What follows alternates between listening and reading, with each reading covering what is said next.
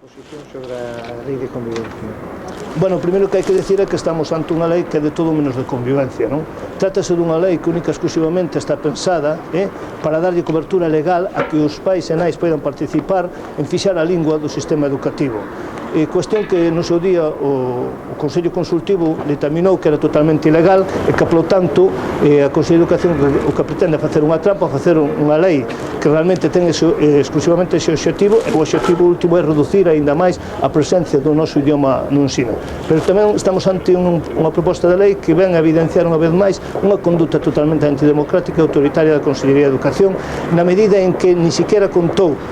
coa participación do profesorado nin coa propia comunidade escolar. Non pasou pola mesa sectorial e vai ao Consello Escolar de Galiza sin, evidentemente, previo debate nin previa participación do conxunto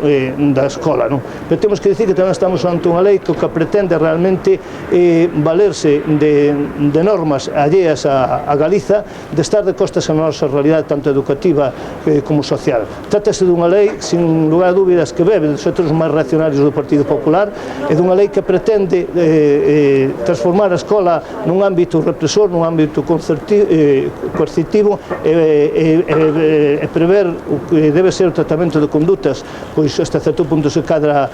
anormais, desde unha perspectiva realmente educativa, desde unha perspectiva formativa, quere trasladar evidentemente única e exclusivamente a visión represora, a visión punitiva do que é unhas condutas que poden ser rexeitáveis, non? Sin lugar a dúbidas, o que necesitamos en Galicia é unha lei do sistema educativo que dé resposta á diversidade que ten a escola, que dé resposta realmente a unha atención educativa máis personalizada, e unha lei que recolla, entre outras cousas, a reducción das ratios por aula, que recolla máis profesorado, que recolla outros perfiles de profesionais necesarios, que reforce a titoría, que reforce a orientación, que conleve poder levar a cabo os desdobres necesarios para poder